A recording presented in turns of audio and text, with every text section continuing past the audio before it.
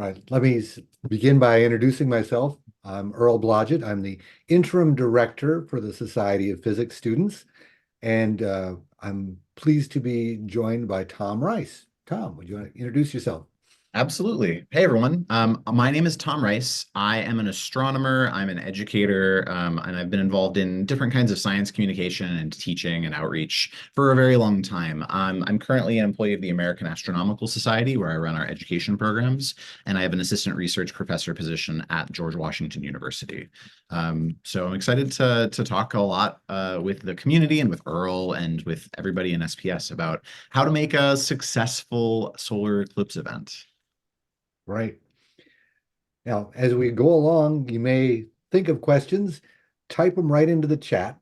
We'll be keeping an eye on questions in the chat, and we'll answer as many as we can. Great. All right. I wanted to start by just framing like what is a solar eclipse, right? Earl, does that seem like a reasonable place to start? Sure. Yeah, and Great. I think and this is, this is the kind of thing where I think good science communication, you include the basics even when that might be common sense. And so the solar eclipse, it's when you have the sun, the moon, and you all in an alignment. It's pretty straightforward. And so the moon orbits the Earth, and once a month, literally the word month comes from the moon. Once the moon almost gets directly in between the sun and the Earth, and the alignment of orbits is such that every now and then the moon comes directly between the sun and the Earth. And when that happens, the moon will block part of the sun from your point of view, and that's a solar eclipse.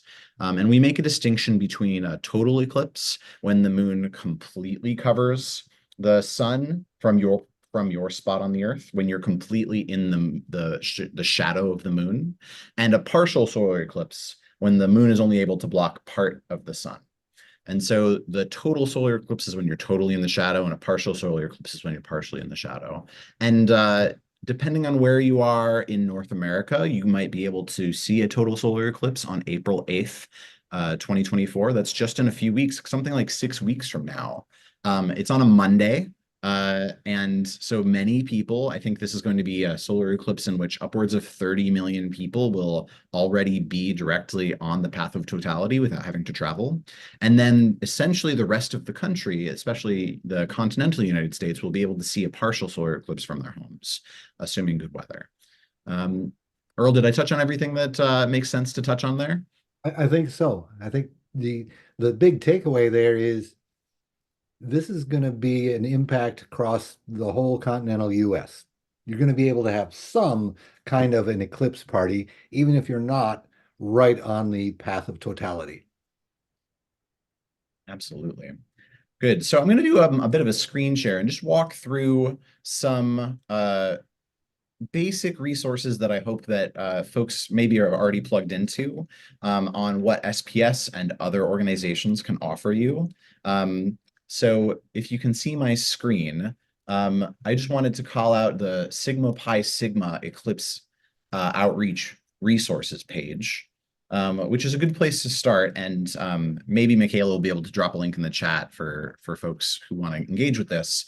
But this is, I wanted to make sure that folks were aware of what SPS and Sigma Pi Sigma offer in terms of guides and resources to help you get started. There's basic eclipse outreach resources. There's some stuff from the American Astronomical Society. There's some other kinds of resources, tips and tricks, stuff from SPS directly, and some guidance on eclipse safety. I'll touch on some of these things during our conversation today, but I wanted to start by just pointing out that SPS and Sigma Pi Sigma have already made available some resources for you.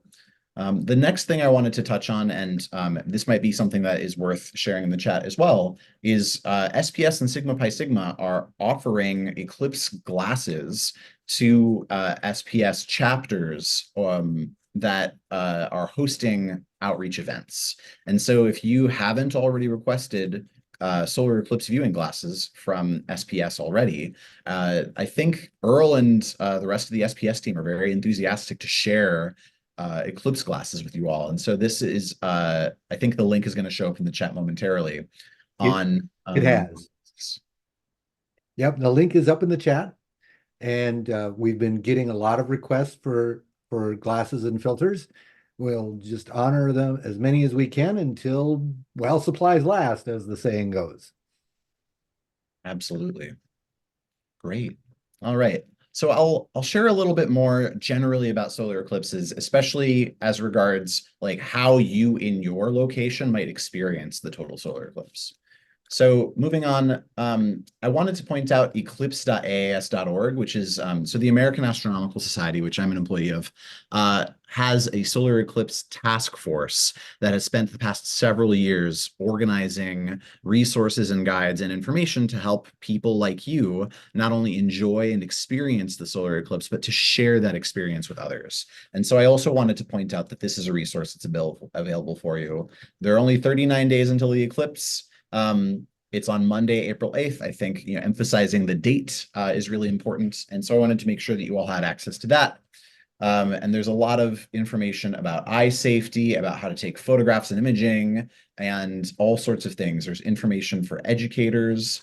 There's information for citizen scientists. There's information for how to organize with your local organizations and government. And so I just wanted to make sure that you all had that. One resource that I have found very cool is at eclipse2024.org/eclipse cities. There's a tool that can help you see what the solar eclipse in your specific location is going to look like. And it will give you time information on what time the solar eclipse is going to occur at and what it will look like. And so I'm popping into this, and it's showing that the eclipse at Washington, D.C., which is where I'm currently living. And let me zoom in on this animation here. This is just a cool tool. I've popped in my information, and it's showing me it's 2:23 p.m., 2:24 p.m. This is what it looks like, and I can fast forward and scrub here to see what the total, like what the experience is going to be. And so in my location, you can see that at about 3:20-ish, we reach something like maximum partial eclipse, and then the eclipse fraction starts to go away. And so if I'm planning an event locally, and I'm not traveling to somewhere else, this is a really useful tool for me to make sure I know exactly what time to organize my activities. You'll notice that, of course, in my current location, we didn't reach totality. So I'm going to change this to another location that does have a total solar eclipse. So I'll personally be in Rochester, New York. I'll be running an activity at the National Technical Institute for the Deaf, which I'm excited about. And so if I pull up this page for Rochester, New York, which will show off this, you can see that here we're actually going to reach totality. And so the animation here, I think, gives a reasonable simulation of what the difference is. And what I really want to emphasize, for those of you who haven't committed to whether you're going to make travel plans or not, the difference between a total and a partial solar eclipse is, I hate to say that this cliched phrase because it's so on the nose, but it is literally a difference between night and day, which is to say, when you're in a partial solar eclipse, it's daytime, the sky is blue. The moment that the moon completely covers the disk of the sun, it becomes nighttime outside, and you can see stars. And in particular, this image that it's showing of this wispy stuff around the sun, that's the sun's corona. It does literally look like that. And the only time as a human being you will ever see the sun's corona is during a total eclipse. It's really striking. I have often, I was able to see the 2017 total solar eclipse from Oregon.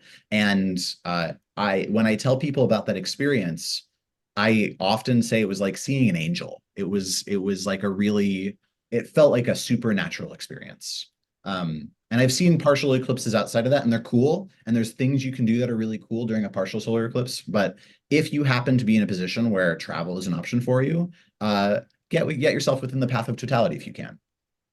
And I wanted to additionally show off a useful map of the what it's going to look like to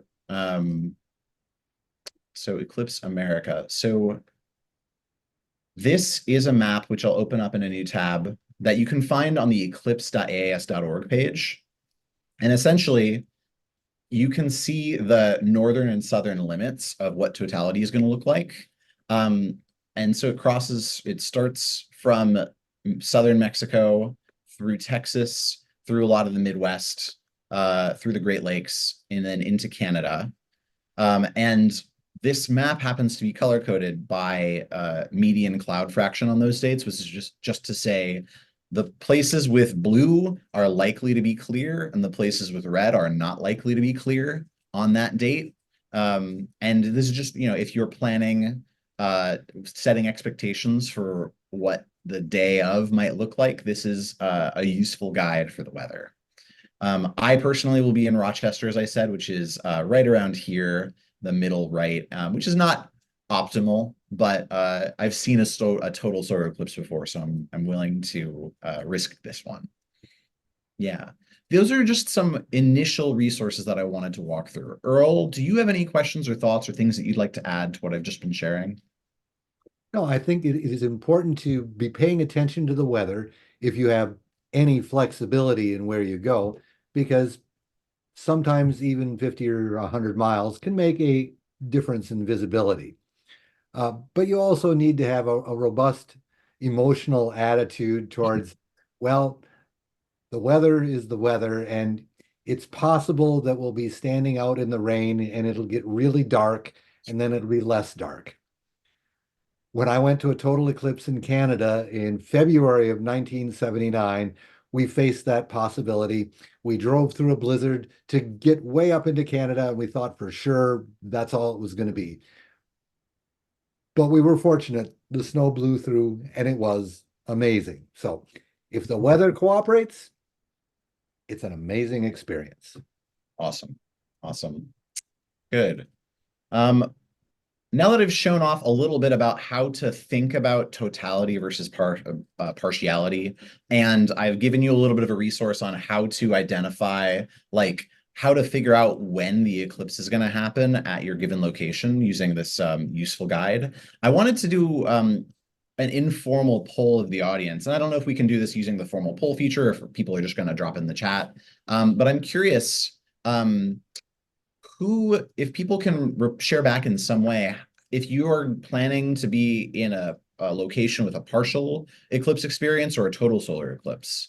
I don't know if we have a chat set up, so I might ask people to just put that in the Zoom chat. I'll give folks Yeah, maybe so 20 seconds. partial, 80%.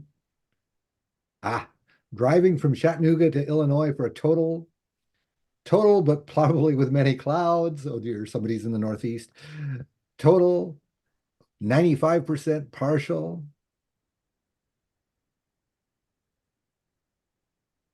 Awesome.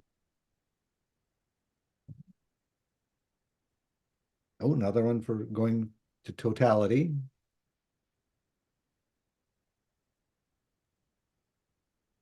Awesome. Awesome.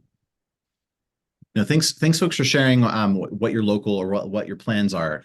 This helps me make sure that I'm not overly ignoring either the group that's doing partial eclipses or total eclipses. So thank you for that. There's a lot that you can do with a partial solar eclipse, and I'll narrate a few of them briefly. I think everyone is likely aware that one of the most important things to have during an eclipse outreach event is some kind of solar viewer. Right here, I've got my pair of Eclipse glasses, which is a nearly opaque, very low transmissivity, film that's put on a piece of cardboard that looks like glasses. And this is absolutely something that you'll want to have lots of for a partial eclipse. And for those of you who are just in a partial zone and not in totality, the recommendation is that you make sure that folks are not looking at the sun with their bare eyes. And so having a bunch of these, or sometimes people will find available like these more square shaped solar viewers made out of the same slightly transparent material. Or I've even seen people set up like a tarp that is made of like this mylar substance where you can stand under the tarp and look through it and see the sun. So that has been very cool as well. So it's like a tarp made of this stuff. Um, and yeah, I see in the chat somebody commenting, don't use like regular sunglasses. If you can, here's a good rule of thumb. If you can see anything through what you're looking through that's not the sun, it's not solar safe. This, like what you're viewing through should block everything that's not the sun, or everything that's not as bright as the sun. So that's just a useful thing. And I think we've already shared the link in the chat a little bit earlier on making sure that you're able to request solar eclipse viewing glasses from SPS. So Right. please make use of that. It might be worth circulating that link again if y'all can. Um, and Earl, did you want to add anything to that? Well, I want to remind everybody that even if you're on the path of totality, you're going to be mostly hosting an event that's a partial eclipse event because there's like, what is it, close to an hour before totality where it's just getting darker and darker, and you're going to have people milling around and interested in what's going on. And so you need to be prepared for hosting a partial eclipse event. And then when it's totality, well, okay. So the tips for viewing a partial eclipse are valuable for everybody. And um, give some thought to what you're going to do in the hour right after totality ends, because it's still going to be a partial eclipse. The excitement level is probably going to drop, people being people, but you might still be able to do a lot with whatever systems you've got set up for your partial eclipse viewing. Absolutely. Earl, that's a super incredible point. Thank you for that. And I do want to, I'm going to do another screen share and kind of replay something I shared a little bit earlier. Um, if we look at the time and the kind of how a total solar eclipse proceeds, again, this is for the location of Rochester. The moon starts digging into the sun's disk at like 2:09, and then it takes a whole hour. So it's honestly, it's a very interesting experience because you will notice that the sun is getting eaten. You will notice it start to get cooler. The temperature will drop, and you'll be grabbing your solar eclipse glasses and you'll be looking up and you're like, wow, the sun is really getting smaller and smaller. And so you'll have over an hour of like this kind of buildup. And then totality will happen. And totality lasts, if you look at the timing here, like like somewhere between 2 and 5 minutes, depending on where you're at. If you're at the very edge of the totality zone, it might be just a few seconds. And then you have another hour symmetrically of kind of cool down of coming back out of that in partial. So it's worth keeping in mind that the vast majority of the time spent during your solar eclipse event will be a partial eclipse. And then those of you who are lucky enough to be in a totality zone will get a couple of minutes of a total eclipse and then back to another hour of partial. So yeah, good. Great. So I wanted to touch a little bit more on eye safety. So one piece of guidance that I've heard was effective for people who hosted events that had a lot of children in them, is in particular, kids, they're smart and they know they will quickly figure out you can't see through this thing, which is a common sense. This is an opaque material. And so it might be difficult to convince kids to use this to look at the sun rather than looking in a more common sense way. And so one guide that I've heard folks recommend is to take something like a paper plate, something that's more or less opaque, and cut out a rectangle in the middle of it, and then paste this on here, and then insist that folks look through that so that there's not that temptation to just like ignore the thing. And so that's one approach. I think some of the other viewers that you can see that are more square can be helpful for that. Right. And making sure that children are carefully supervised that they're doing this properly is important. Right. For example, on the form that you can request filters from SPS, we have both glasses and we have the rectangular filters.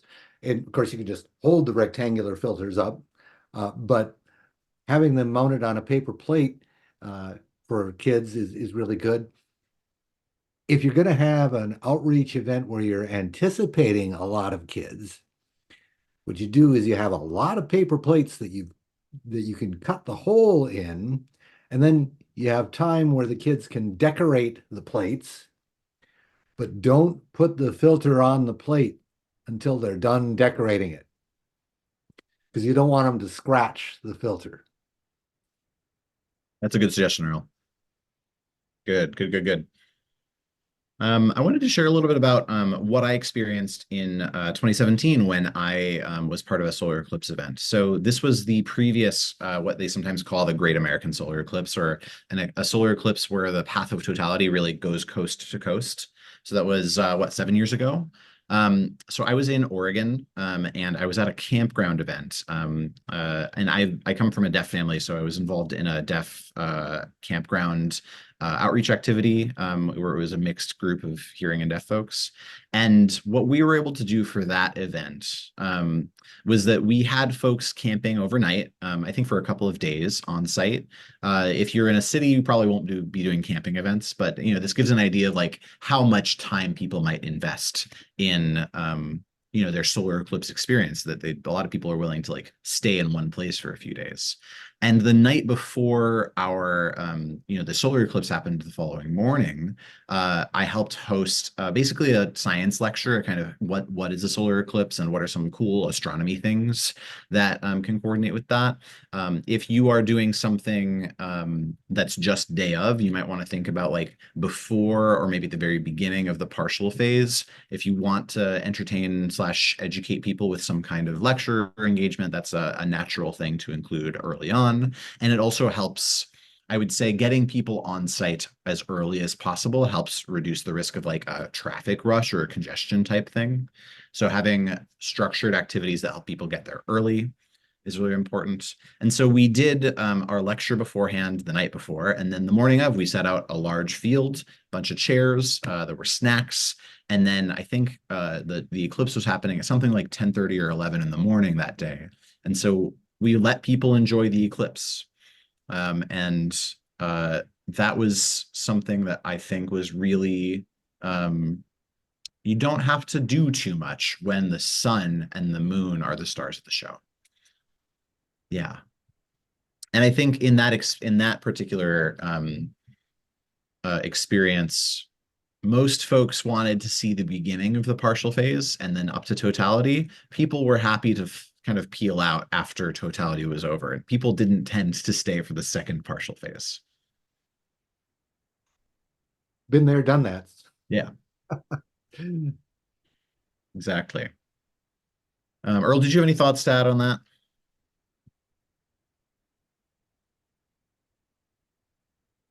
Um, no, I think that's pretty good.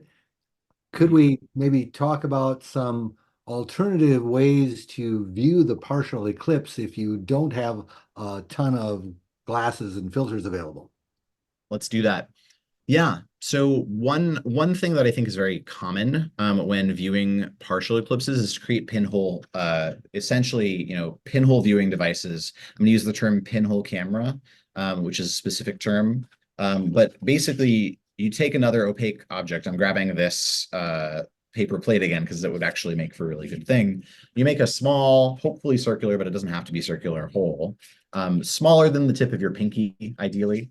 And when you cast the sun's light through it, if you did it today and it was sunny, you'd see a circle. And that circle is not because the hole is circle. The circle is because the sun's disk is a circle. And so when you do that, and you cast the sun's light through a pinhole camera, if the sun is a different shape, like a crescent, you'll see an image of the sun as a flipped upside down backwards crescent on the ground. And so pinhole cameras are a really effective way to not only see what to safely view what the sun looks like during a partial solar eclipse, but also to really put it in the hands of the participants at your event, where everybody could have their own pinhole camera made out of simple materials, or you might have like a really big one. Some folks will use a telescope or binoculars arranged in a specific kind of way where instead of looking with their eyes to the thing, they're projecting onto some kind of screen. And so I think the links that we've shared almost certainly have guides to how to set up such that kind of equipment. And so you can actually have quite dramatic, like a big like white screen that has through some optics an image, a flipped and reversed image of the sun during partiality up on the screen. And I've seen people do that very successfully. Yeah. Earl, how I did did that one. go? Can you give a little bit more detail? Right. There was an article in 1999 in Scientific American on how you could modify a plastic bucket, 5-gallon bucket, and turn it into a solar observing screen. So it was pretty cool. You just needed to have access to the fabric for a rear projection television, Mm. which was a thing back then, because it's almost opaque. And then you could stretch that over the end of the bucket, clamp it on your little telescope, and then focus the image on the screen. Let's see, can I do a screen share?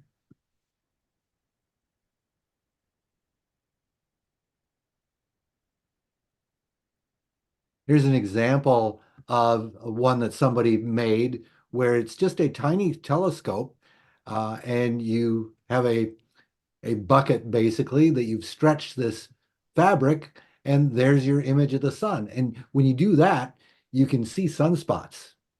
Oh, so that's a real live image of the sun in that That's a photograph. live image That's of the not just sun. a weird yellow thing. That's the sun. No, that's the sun. There's actually a little blemish in there that's some sunspots. So it's kind of a cool tool for solar observing that you can make pretty readily. If you have a bigger telescope than this, then you have to block most of the incoming light, or you'll risk exploding some of the optics. Or starting a fire. Yeah. Well, usually the lens will explode before you start the fire on the screen. So this is just a way of saying, there's a lot of options out there for how you can be creative on sharing this.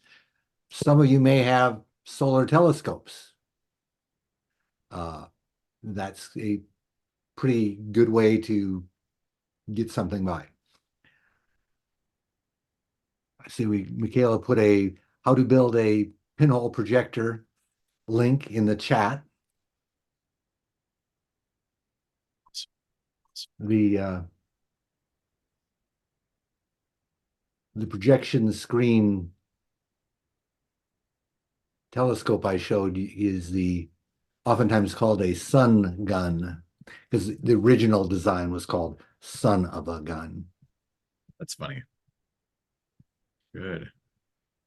We have a question in Let's the go to questions. Q&A.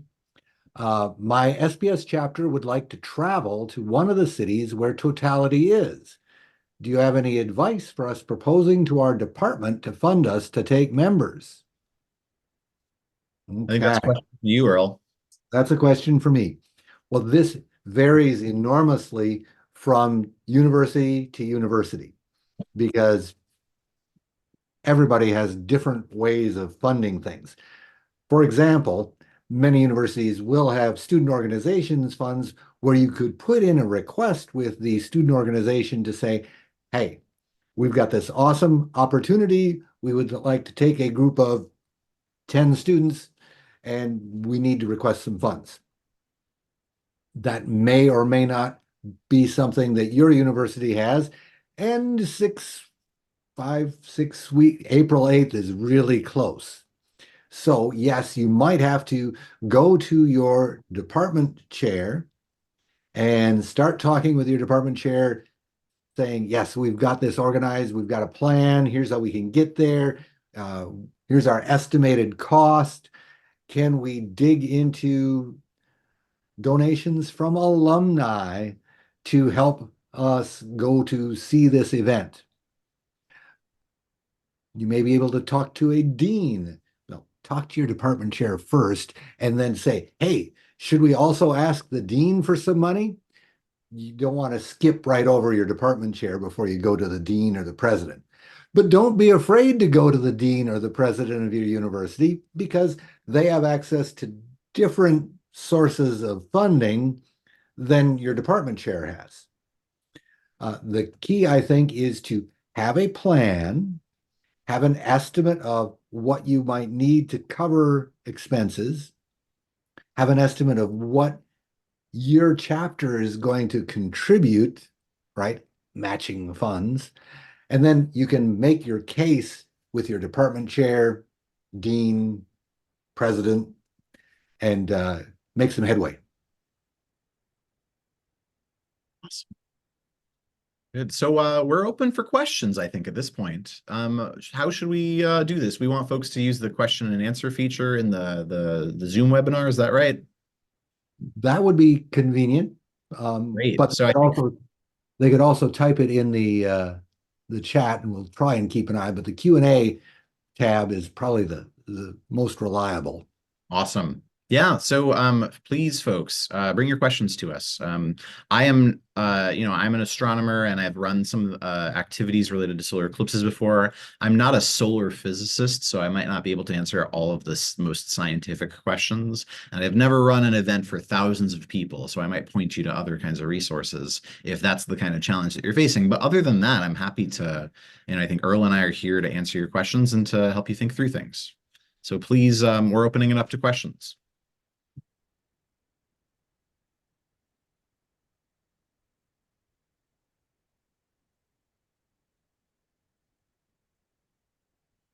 All right, we got a question from Blake. Can you give some ideas for how to construct pinhole projectors that include enough shade so participants can see sunspots more clearly? That's a good question. Speaking as somebody with limited but non-zero experience with this, I think it's going to be hard to have the clarity necessary for sunspots unless you're using optics. So if you're using a pinhole projector out of regular materials, it's going to be hard to have the right level of focus in your image to see sunspots. Sunspots are pretty small. So I think, like what Earl was sharing, the best approach for that is to have like a telescope that has some focusing elements. That's my experience with seeing sunspots directly. Earl, do you have different experiences? I have to admit that I have tried many times to get a good enough pinhole projection system to see sunspots. I think there was one time our chapter probably was good enough, but then when we looked at the sun through an actual solar filter, we realized there weren't any sunspots that day. So it is a challenge. You can, the link that Michaela put to the SPS resource page does include some tips for how to build a pinhole projector that does include some shade for making it a little bit easier to make out images. You know, you can make a pinhole projector with a cracker, saltine cracker. Yeah. Oh, Blake notes that if you're in a dark room, you can get the camera obscura effect, and then you can really see something good. I will point out that talking with some folks who have done uh, an eclipse event with telescopes that they were planning on having people look through, they had a terrible time getting people to actually look through the telescopes because of the concern that, oh, we're not supposed to look straight at the sun through a telescope, even if you reassured them about the filters. Plus, there's the whole getting your eyeball lined up with the telescope issue. So having some kind of a projection system is pretty useful. Oh, okay. So here we've got a really good question from James. Could you talk a little more about or point me towards resources for preparing for an event potentially with thousands of people? That's a good question. Yeah, so this is one of these things where I have to rely on pointing folks to other resources because I have not hosted an event for thousands of people. I know that I think there were some cities in Indiana, for example, that were on the path of totality in 2017, where I think there were a couple of events where they were able to use a stadium or something like that for a solar eclipse. And so some cities have organized, something like that, like a sports stadium or a race car track or something like that, and that's their approach. And I think I've talked with some folks in Texas, like San Antonio, for example, where they're planning to like work with their university that has like a big sports stadium and figure out how to use that as like a place to hold a big event. So that's not advice per se, but those are just examples. For this kind of thing, I think the AAS resources is going to be one of the best things that you can do. I think any of these pages that we've shared are going to be helpful. And so if I can share my screen a little bit, I'm going to kind of repeat some of the things that I've shown off already. But the American Astronomical Society's solar eclipse page, you might want to have information for educators. So some of this will be helpful.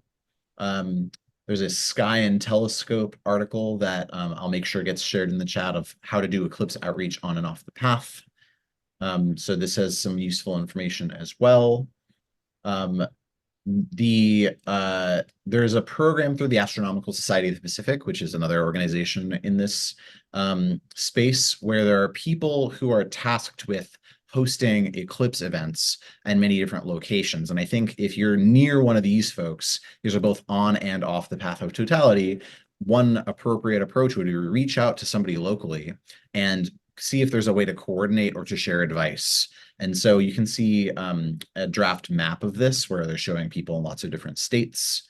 So that's an approach I would take. And I would also point you to the resources that NASA has on its own website, science.nasa.gov/eclipses, which will give you an example of a number of eclipse information and other resources. So I regret that I can't give more direct information than that. I think there's general advice, which is to make sure that if you're going to host an event for thousands of people, you better understand that you are hosting an event for thousands of people.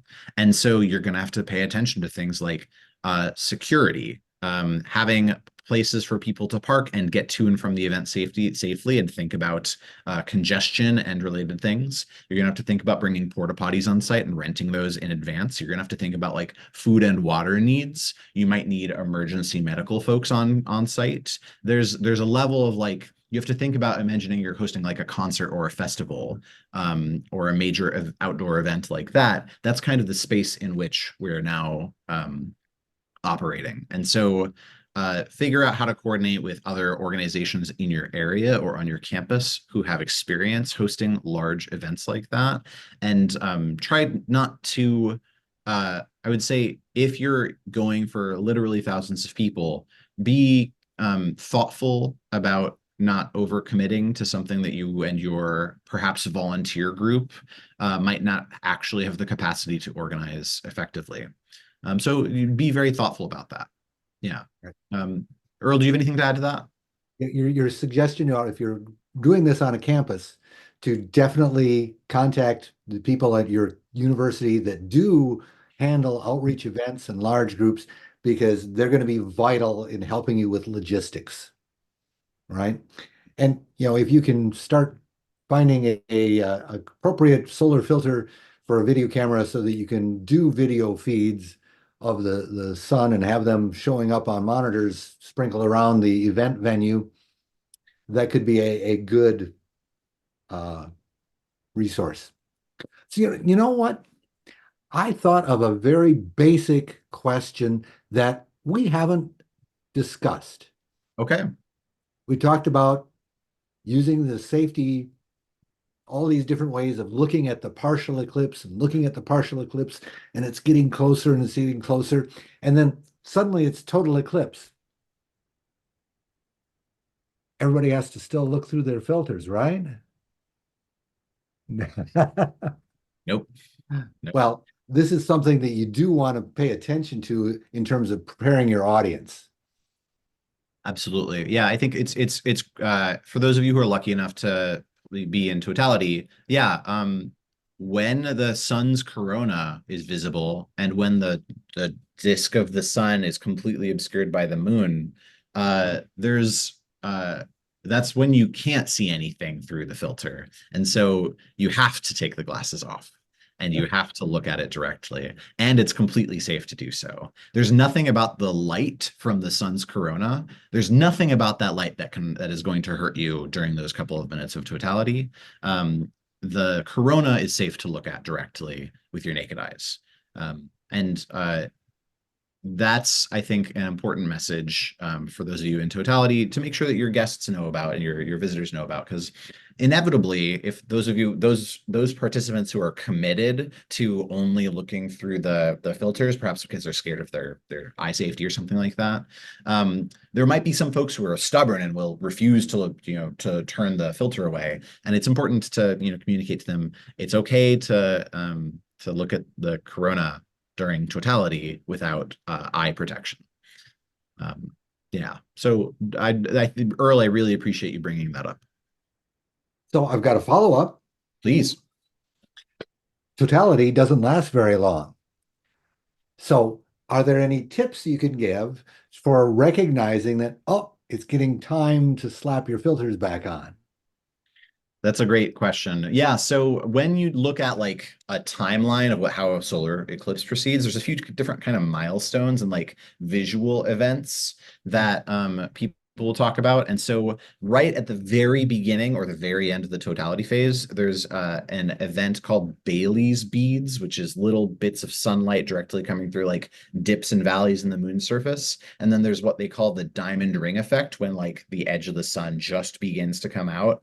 And when you see that, that's a good cue to put your glasses back on. I don't believe that seeing that with your naked eye for a moment is going to cause any eye damage. And so it's okay to wait until you definitely see that first bit of real sunlight coming back across the moon's edge and taking that as like, all right, it's time to put the glasses on. Right. Thank you.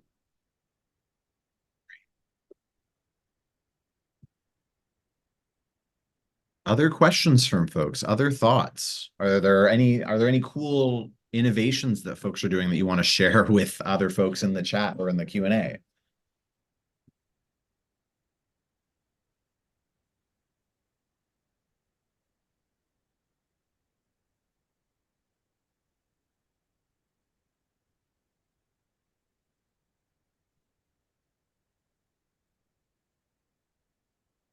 Okay. Well, I've had a great time. Thank you for sharing your expertise, Tom.